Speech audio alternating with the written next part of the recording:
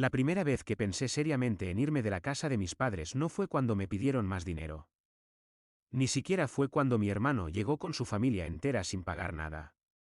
Fue una noche silenciosa, alrededor de las 2 de la madrugada, cuando estaba sentado en mi cama con la laptop abierta, tratando de terminar un proyecto para la universidad mientras escuchaba a mi sobrino llorar en la habitación de al lado y a mi madre caminar por el pasillo murmurando que yo tenía que ser más comprensivo.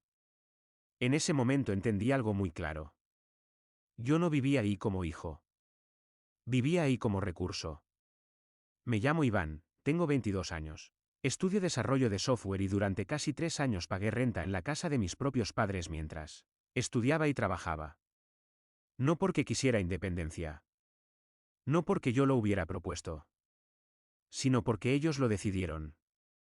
Desde los 19 años pago $550 al mes por una habitación que ni siquiera podía llamar realmente mía. No tenía llave. No tenía privacidad. Y, al final, ni siquiera tenía derecho a decir que no. Mis padres siempre dijeron que lo hacían por mi bien. Que aprender a pagar renta me prepararía para la vida real. Que así se formaban los adultos responsables. El problema es que esa regla solo existía para mí. Tengo un hermano mayor, Marco, 2 años más grande. Desde que nacimos, el trato fue distinto. No por pequeñas cosas. Por todo. Marco siempre fue el especial. El que tenía talento natural. El que iba a llegar lejos. El que solo necesitaba un empujoncito más. Yo era el que debía esforzarse. Cuando éramos adolescentes, Marco chocó el coche de mi padre manejando borracho. Recuerdo perfectamente esa noche. Las luces azules reflejándose en la ventana. Mi madre llorando, pero no de enojo, de miedo por él. Mi padre hablando con policías como si fueran viejos amigos. Nada pasó. Nada quedó en su expediente. Todo se arregló. Un año después yo saqué una B en matemáticas. Una sola. Me quitaron el celular durante un mes entero para que aprendiera disciplina. Ese fue el patrón durante toda nuestra vida. Marco podía fallar. Yo no. Marco podía cambiar de planes. Yo tenía que ser consistente. Marco era apoyado. Yo era evaluado. Recuerdo que en la preparatoria Marco decidió dejar el equipo de fútbol a mitad de temporada porque ya no le gustaba. Mis padres dijeron que era importante que explorara sus intereses. Yo pedí cambiarme de mi clase avanzada de química porque estaba luchando con el contenido y me dijeron que los ganadores no se rendían. Marco reprobó 2 materias su último año y aún así mis padres pagaron por un tutor privado carísimo para que pudiera graduarse a tiempo. Yo saqué un 89 en literatura y me sermonearon sobre no alcanzar mi potencial. Las comparaciones eran constantes, pero siempre disfrazadas de motivación. Mira cómo Marco puede hacer amigos tan fácilmente. Deberías ser más sociable. Tu hermano tiene una personalidad tan carismática. Eso lo va a llevar lejos. Marco sabe venderse. Tú eres muy tímido, Iván. Eso te va a limitar. Nunca decían, Iván es más disciplinado. O Iván es más responsable. O Iván nunca nos ha dado un disgusto serio. Esas cosas no contaban. Lo que contaba era el carisma. La personalidad. El potencial inexplorado de Marco. Aún así, no guardo rencor por la infancia. Uno aprende a vivir con esas cosas. El verdadero problema empezó cuando crecimos. Yo elegí estudiar software porque me gusta crear cosas. Me gusta resolver problemas, entender sistemas, construir algo desde cero. Trabajo medio tiempo como desarrollador junior en una startup pequeña. No gano mucho, pero lo suficiente para pagar la universidad y mis gastos básicos. Marco, en cambio, siempre estuvo a punto de algo grande. Un negocio. Una oportunidad. Un proyecto que iba a despegar. Primero fue una línea de ropa streetwear que nunca pasó de 3 diseños en una carpeta. Luego un podcast sobre emprendimiento que duró 4 episodios. Después un negocio de dropshipping que lo dejó endeudado. Y más recientemente, marketing digital para empresas locales, que resultó ser solo publicar en Facebook sin estrategia real. Se casó a los 20 años con Daniela, una chica que conoció en una fiesta. A los 6 meses ya estaban esperando a su primer hijo. Mis padres organizaron una cena enorme para celebrarlo. Dijeron que Marco estaba madurando rápido y que estaban orgullosos de él por asumir responsabilidades. Cuando nació mi sobrino, mis padres compraron muebles nuevos para su apartamento. Pagaron el hospital. Les dieron dinero para pañales, fórmula, ropa. Yo trabajaba los fines de semana en una cafetería para pagar mis libros de texto. Tiene 2 hijos pequeños ahora. Desde entonces ha pasado por al menos 5 trabajos distintos. Siempre hay una explicación. Siempre hay una excusa. El jefe era injusto. El horario no le permitía estar con su familia. El sueldo no era suficiente. No valoraban su talento. Y mis padres siempre están listos para creerle. Cuando Marco y su familia se mudaron de nuevo a la casa de mis padres, yo ya llevaba 2 años pagando renta. Ellos llegaron con maletas, cajas, juguetes, cunas, bolsas de supermercado. La casa se llenó en una tarde. Mi madre estaba feliz. Decía que era solo por un tiempo. Que Marco estaba esperando un pago grande de un negocio online. Que había un retraso bancario. Que en 2 meses, máximo 3, tendrían su propio lugar otra vez. Yo ya había escuchado esa historia antes. Pregunté si iban a pagar renta. No por maldad. Por lógica. Éramos 4 personas más en la casa. Más agua. Más luz. Más comida. Más de todo. La respuesta fue una mirada fría y una palabra que ya conocía demasiado bien. Es temporal. Mi padre agregó algo que me sorprendió por lo directo que fue. Además, ellos tienen hijos.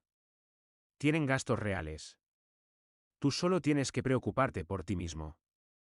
Como si mis gastos no fueran reales. Como si la universidad fuera un pasatiempo. Como si trabajar y estudiar al mismo tiempo fuera fácil. Temporal se volvió permanente muy rápido. La casa cambió por completo. Ya no había silencio. Ya no había orden. Ya no había espacio. Los niños lloraban de madrugada. Había juguetes en cada rincón. La cocina siempre estaba sucia. El baño nunca estaba libre. El televisor de la sala estaba encendido todo el día con caricaturas a volumen alto. La lavadora nunca paraba. El olor a pañales sucios se colaba por toda la casa. Yo estudiaba y trabajaba desde casa varios días a la semana. Intentaba concentrarme con audífonos, música, café, lo que fuera. No funcionaba. Tenía videollamadas con mi equipo de trabajo y se escuchaban gritos de fondo. Tenía exámenes en línea y alguien tocaba la puerta preguntando si había visto el control remoto. Tenía proyectos con fecha de entrega y mi cuñada entraba sin tocar a buscar cargadores. Le pedí a mi madre que por favor les dijera que tocaran antes de entrar. Me dijo que no fuera tan territorial. Que eran familia. Que los niños no entendían de privacidad. Pero Marco y Daniela sí. Aún así, seguí pagando mis $550 puntualmente. Cada primero de mes, sin falta. En efectivo, porque mi padre insistía. Decía que así era más fácil llevar las cuentas. Nunca vi esas cuentas. 2 meses después de que Marco llegara, mi madre me llamó a su habitación. Pensé que iba a hablar de soluciones. De límites. De organización. Tal vez de pedirle a Marco que buscara algo más estable. No. Me dijo que tenía que pagar más. Que la luz había subido. Que el agua costaba más. Que la comida no alcanzaba. Que el gas estaba carísimo. Y que como yo si tenía trabajo, podía ayudar. $300 más, dijo, como si fuera nada. $850 en total. Todavía es menos de lo que pagarías viviendo solo. Sentí que el estómago se me hundía. Le expliqué mis gastos. Mis números. Mi realidad. Universidad, $400 al mes. Transporte, $80. Comida que compraba aparte porque muchas veces no alcanzaba lo que cocinaban, $150. Libros y materiales, $100 promedio. Celular. $30. Gastos personales mínimos, $50. Con mi sueldo de $1,400 al mes, ya pagando $550 de renta, me quedaban $40 de margen. Si pagaba $850, me quedarían en negativo $260 cada mes. Su respuesta fue simple. Consigue otro trabajo. O pide más horas. Hay gente que trabaja doble turno, Iván. No es imposible. Mi padre estaba ahí, sentado en la orilla de la cama. No dijo una sola palabra. Solo asintió cuando mi madre terminó de hablar. Le pregunté directamente. ¿Marco va a pagar algo? Mi madre se tensó. Marco está en una situación complicada. Daniela no puede trabajar porque tiene que cuidar a los niños. Él está buscando, pero no es fácil. Pero yo sí puedo pagar más mientras estudio tiempo completo y trabajo medio tiempo. Es diferente, Iván. Tú no tienes hijos. En ese instante entendí que ya no era su hijo. Era el plan de respaldo. El cajero automático. El recurso. Esa noche decidí irme. No al día siguiente. No impulsivamente. Con cuidado. En silencio. Porque sabía que si decía algo, intentarían detenerme. No con razones. Con culpa. Empecé a buscar departamentos en secreto. Vivir solo era imposible con mi presupuesto, especialmente si quería ahorrar algo para emergencias. Así que busqué roommates en grupos de Facebook, en apps, en foros de la universidad. Así conocí a Leo. Leo tenía 23 años, trabajaba en logística para una empresa de paquetería y buscaba a alguien tranquilo, responsable, que no hiciera fiestas. El departamento era pequeño, sencillo, pero limpio. 2 habitaciones. Una sala comedor. Cocina integrada. Un baño completo. Zona segura, cerca del transporte público. $400 de renta para mí, más servicios divididos. Calculé que en total gastaría unos $500 al mes. $50 menos que lo que pagaba en casa de mis padres. Y con toda la privacidad del mundo. Por primera vez en meses, vi una salida real. Nos reunimos a tomar un café. Hablamos de horarios, hábitos, expectativas. Leo era directo pero amable. Me cayó bien de inmediato. Acordamos mudarnos en 3 semanas. Firmamos el contrato. Pagué el depósito con mis ahorros. Y empezó la cuenta regresiva. Las siguientes 3 semanas fueron una actuación constante. Sonreír en la mesa. Asentir cuando mi madre se quejaba del cansancio. Tragarme comentarios cuando Marco hablaba de sus proyectos. Empacar sin que se notara. Compré cajas de mudanza y las escondí en el closet. Cada noche, después de que todos se dormían, guardaba cosas. Ropa doblada en bolsas de basura negras. Libros envueltos en toallas. Documentos importantes en un sobre. Poco a poco, mi habitación se iba vaciando. Pero nadie lo notaba. Porque nadie realmente entraba a verme a mí. Solo entraban a pedir cosas, a buscar cosas, a exigir cosas. Hasta que intentaron meter la cama de mi sobrino en mi cuarto. Fue un martes por la tarde. Llegué de la universidad y vi a Marco y a mi padre midiendo el espacio junto a mi escritorio. ¿Qué hacen? Vamos a poner la cama de Matías aquí, dijo Marco como si nada. Así Daniela y yo podemos usar su cuarto como vestidor. Me quedé en blanco. No, dije. No van a poner nada aquí. Marco se rió.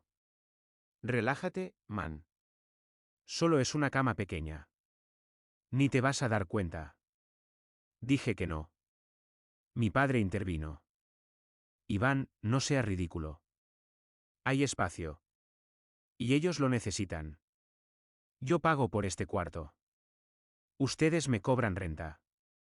Este es mi espacio. Es nuestra casa, dijo mi padre, con esa voz fría que usaba cuando quería terminar una discusión. Entonces devuélvanme mi renta. Silencio. Marco negó con la cabeza, como si yo fuera un niño haciendo un berrinche. Esa noche mi madre tocó la puerta. No entiendo por qué te pones así. Es solo una cama. Marco es tu hermano. Y yo soy tu hijo. ¿Eso no cuenta? No respondió. Solo suspiró, como si yo fuera el problema. Al día siguiente, mientras estaba en clase, Daniela entró a mi cuarto. Lo sé por qué dejó todo movido. Mis cajones abiertos. Mi closet desorganizado. Cajas de mudanza a la vista. Cuando llegué, estaba revisando una de mis bolsas. ¿Qué haces? Se sobresaltó, pero no se disculpó. Buscaba el cargador de Marco. Pensé que tal vez lo tenías. ¿Y por eso estás revisando mis cosas? Tu mamá dijo que podía entrar. Me temblaban las manos. Sal de mi cuarto. Ay, no te pongas dramático. Sal. Ahora. Se fue, pero antes dijo algo que me heló la sangre. ¿Para qué quieres tantas cajas? Esa noche no dormí. Sabía que había visto las cajas. Sabía que iba a decir algo. Y efectivamente, a la mañana siguiente mi madre preguntó. Daniela dice que tienes cajas en tu cuarto. ¿Vas a guardar cosas? Mentí.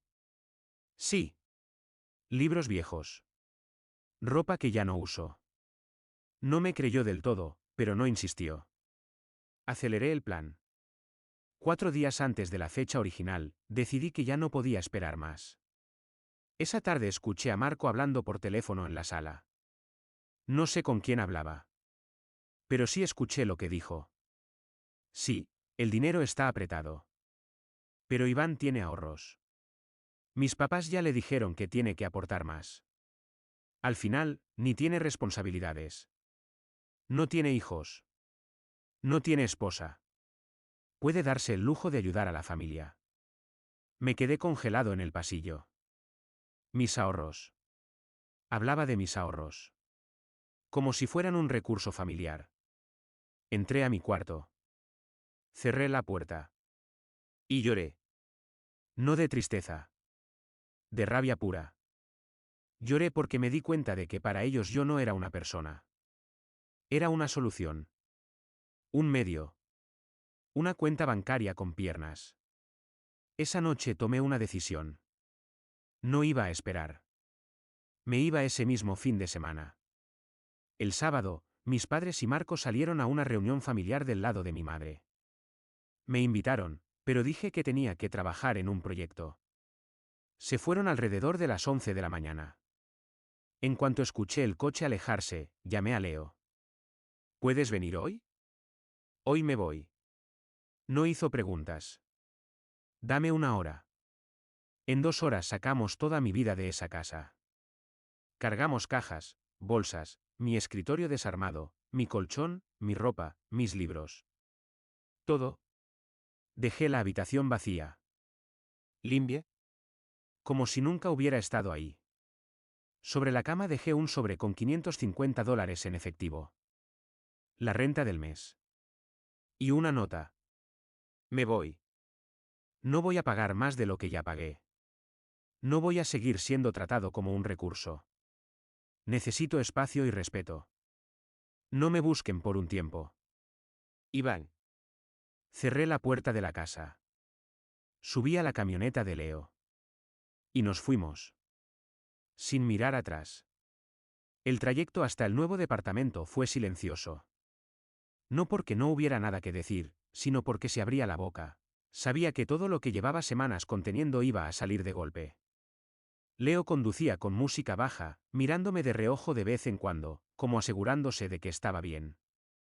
Yo asentía, pero por dentro todo era ruido. Cuando llegamos, empezamos a subir cajas. Ropa, libros, mi laptop, el escritorio que había comprado con mis propios ahorros. Cada cosa que entraba al departamento se sentía como una pequeña victoria. No era un lugar grande, ni elegante, pero era tranquilo. Nadie gritaba. Nadie invadía. Nadie exigía nada. Armamos los muebles entre los dos. Leo puso música. Pedimos pizza. Y por primera vez en años, me sentí liviano. Cerré la puerta de mi cuarto por primera vez en años, y nadie la abrió.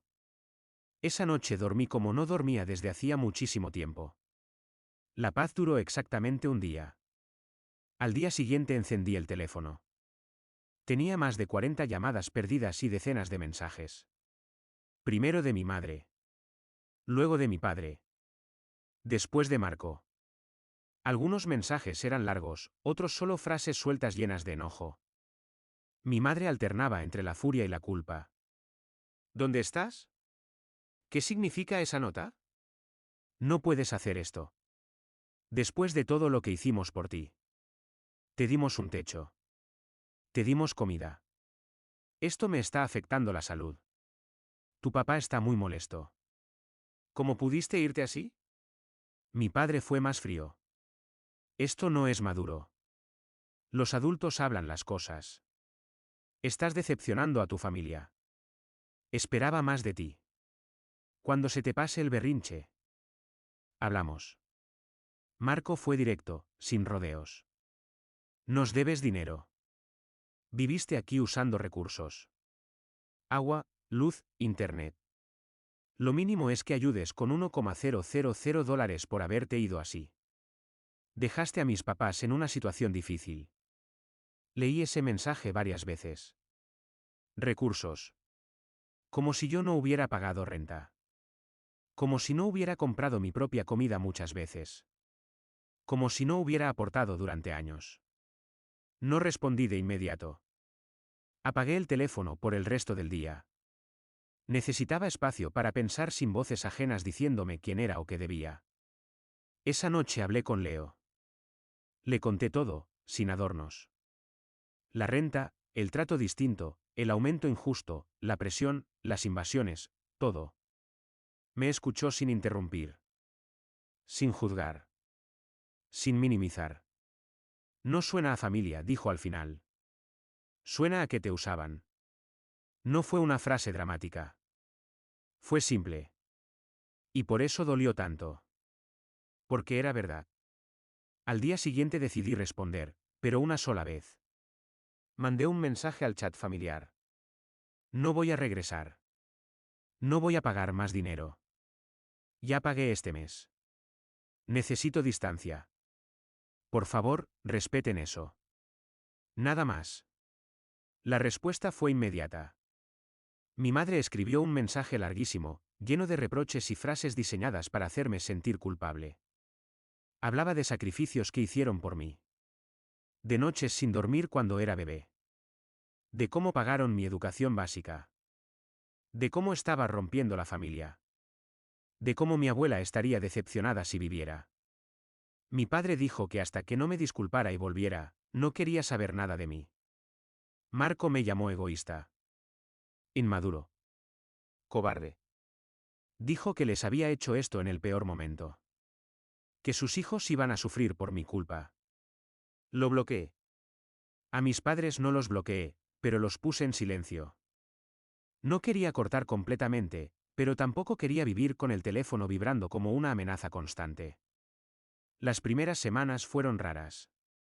No malas. Raras. Había momentos en los que me sentía libre, ligero, casi eufórico. Despertarme sin gritos. Cocinar sin que alguien dejara todo sucio después. Estudiar en silencio. Ver una película sin interrupciones. Y otros momentos en los que la culpa aparecía sin aviso. Esa voz interna que te pregunta si exageraste.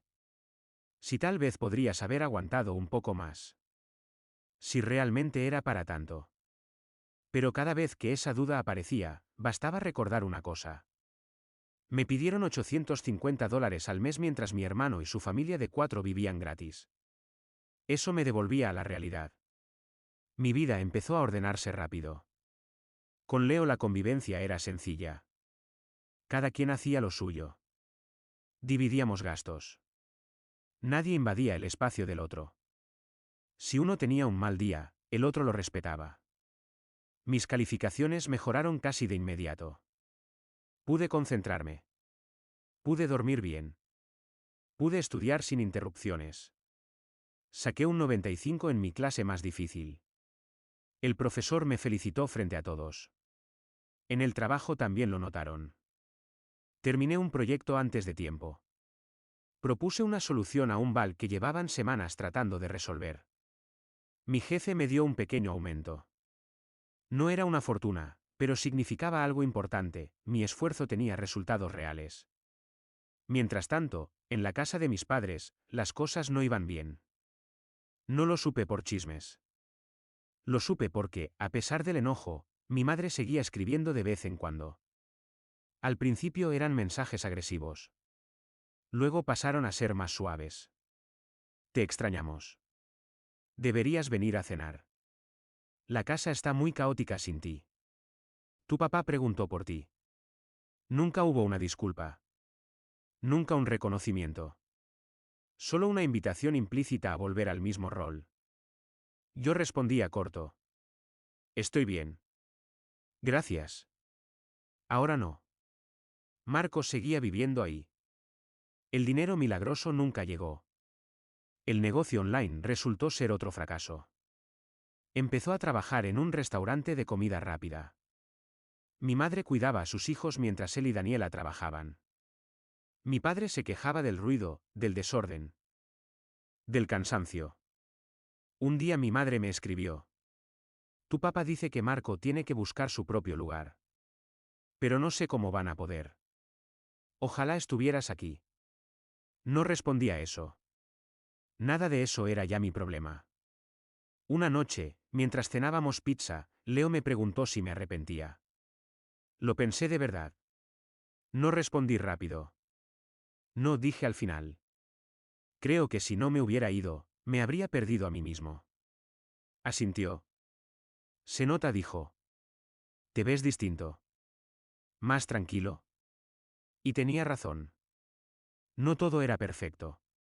Había días difíciles. Había noches en las que pensaba en mi familia y sentía tristeza.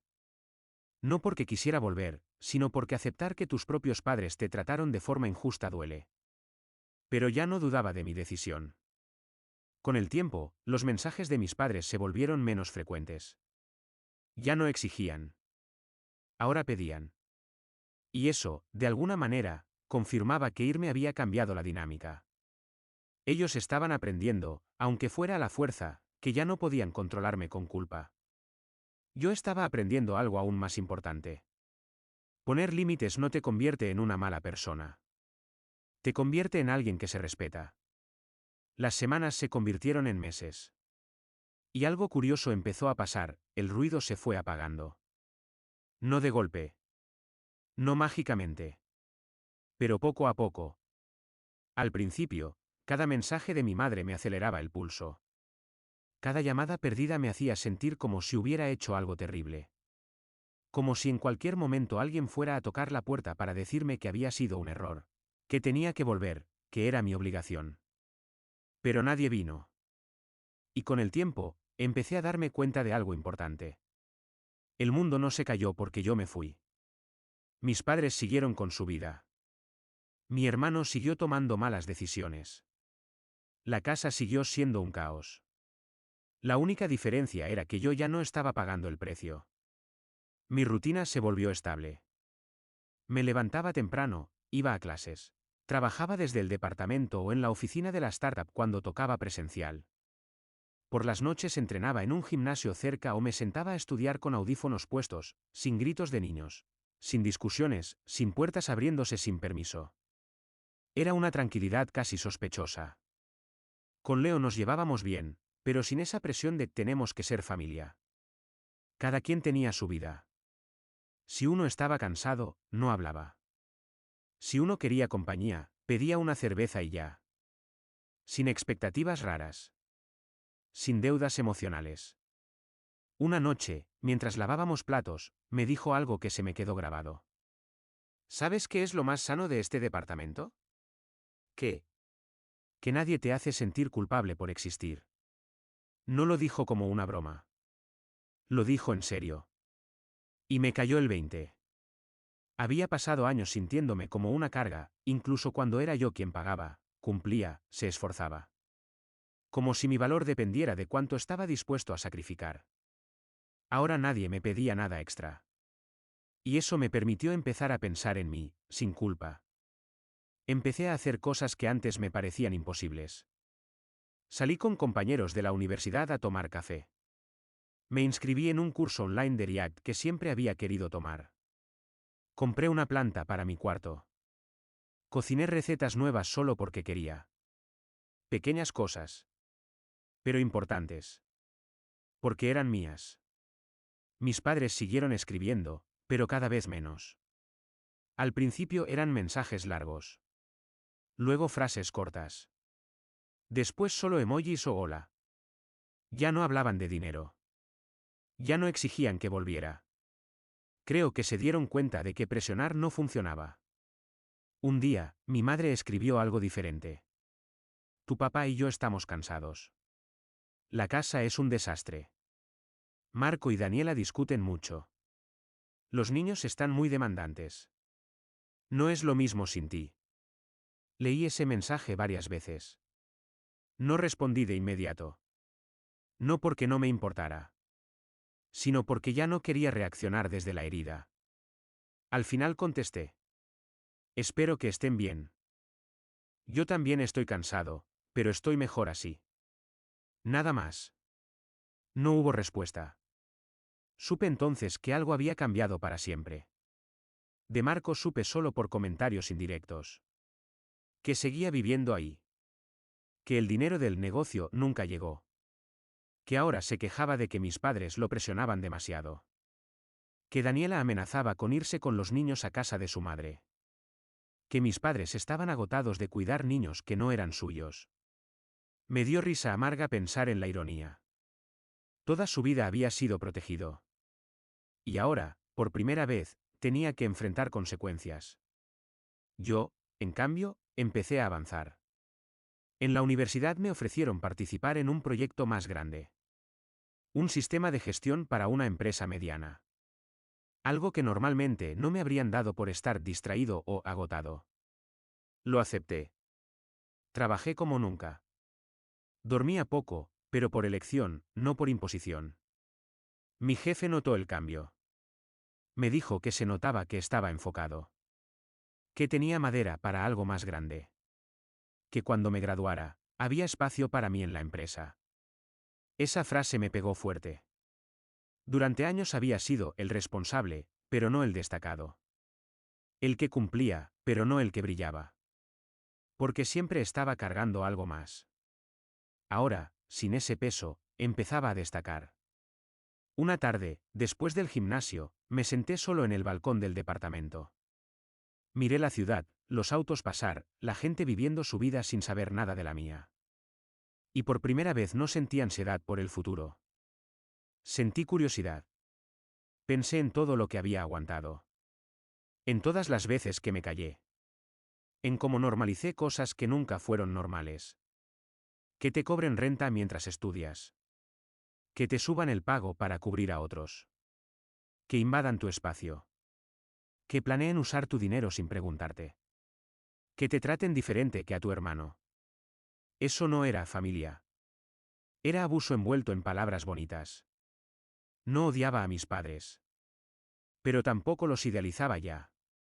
Eran personas con fallas enormes. Y yo no tenía que seguir pagando por ellas. Un domingo por la noche, Leo me preguntó si pensaba volver a hablar con ellos como antes. Lo pensé un momento. Tal vez algún día, dije. Pero nunca más desde el mismo lugar. Y eso era verdad. No necesitaba cerrar la puerta para siempre. Pero tampoco iba a volver a abrirla sin condiciones. La relación, si existía, tendría que cambiar. Y si no cambiaba, yo estaba bien con eso. 2 meses después, mi madre me escribió algo que nunca pensé leer. Tal vez te exigimos demasiado. No supimos manejar la situación.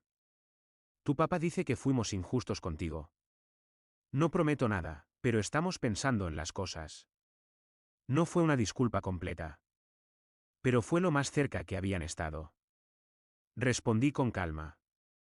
Yo también estoy aprendiendo. Cuando esté listo, hablamos. Y esta vez, no sentí miedo de perderlos. Porque ya no me estaba perdiendo a mí. Pasaron 3 meses más antes de que aceptara verlos. No en la casa. En un café neutral. Solo mis padres. Sin Marco. Llegué 10 minutos tarde a propósito. Para no estar esperándolos. Para no darles esa ventaja. Estaban sentados en una mesa del fondo. Mi madre se veía más pequeña de lo que recordaba. Mi padre tenía más canas. Nos saludamos con torpeza. Me senté. Hubo un silencio incómodo. Fue mi padre quien habló primero. ¿Te ves bien? Gracias. ¿Cómo va la escuela? Bien. Voy a graduarme el próximo semestre. Mi madre parpadeó varias veces. No sabíamos que estabas tan cerca. No lo sabían porque no preguntaron. El silencio volvió. Luego mi madre suspiró. Iván, lo siento. Levanté la mirada. Siento haberte pedido más dinero cuando no era justo, continuó. Siento no haberte escuchado. Siento haber dejado que las cosas se salieran de control. Mi padre agregó. No nos dimos cuenta de lo que te estábamos haciendo. Pensamos que estábamos siendo prácticos. Pero fuimos injustos. No dije nada todavía. Los dejé hablar. Marco se fue la semana pasada, dijo mi madre. Encontró un departamento pequeño. Daniela consiguió trabajo. Tu papá le dijo que ya no podían seguir así. Debí haberle dicho eso hace años, admitió mi padre. Tomé un sorbo de mi café. ¿Por qué me trataron diferente?, pregunté finalmente. Mi madre bajó la mirada. Siempre pensé que Marco necesitaba más ayuda, dijo. Que tú eras más fuerte. Más capaz. Pensé que podías con todo. Ser capaz no significa que deba cargar con todo. Lo sé, dijo ella. Ahora lo sé. No era suficiente. Pero era algo. No voy a volver a vivir con ustedes, dije con claridad. Y no voy a volver a ser el que resuelve los problemas de Marco. Mi padre asintió. No te lo estamos pidiendo. Bien. Hablamos un poco más. De cosas superficiales. Del trabajo. De la universidad. Del clima. Cuando terminamos, mi madre me preguntó si podíamos volver a vernos. Sí, dije. Pero despacio. Despacio está bien, dijo ella. Nos despedimos con un abrazo incómodo. Pero fue un inicio. Caminé de regreso al departamento. El sol se estaba poniendo. La ciudad estaba viva, ruidosa, caótica. Y yo me sentía tranquilo. Porque entendí algo fundamental. Perdonar no significa olvidar. Y amar a tu familia no significa sacrificarte por ella. Puedes poner límites y seguir siendo una buena persona. Puedes irte y no ser un traidor. Puedes elegirte a ti mismo sin ser egoísta. Llegué al departamento. Leo estaba en la sala viendo una serie. ¿Cómo te fue? Bien, dije. Raro, pero bien. ¿Quieres hablar de eso? Más tarde. Ahora solo quiero estar aquí. Asintió y volvió a su serie. Me fui a mi cuarto. Cerré la puerta. Me senté en mi cama. Y por primera vez en mucho tiempo, no sentí culpa. No sentí miedo. No sentí que le debía algo a alguien. Solo sentí paz. Hoy, cuando pienso en esa versión mía que empacaba en silencio, escondiendo bolsas de basura en el closet, planeando su escape como si fuera un crimen, me dan ganas de decirle algo. Que no estaba exagerando. Que no era egoísta. Que no estaba huyendo. Estaba sobreviviendo. Y luego, por fin, viviendo. No sé exactamente cómo será mi relación con mi familia en el futuro. Tal vez mejore. Tal vez se mantenga a distancia. Tal vez haya recaídas y tensiones. No sé si Marco aprenderá realmente de sus errores. No sé si mis padres entenderán completamente el daño que hicieron. Pero sí sé esto. Salir de esa casa fue la mejor decisión que he tomado en mi vida. Porque ahora mi vida me pertenece. Mi tiempo. Mi dinero. Mi energía. Mi paz. Y por primera vez en años. Eso es suficiente. Ya no vivo para cumplir expectativas. Ya no cargo con responsabilidades que no son mías. Ya no me disculpo por poner límites. Vivo para mí. Y eso no me hace egoísta. Me hace libre.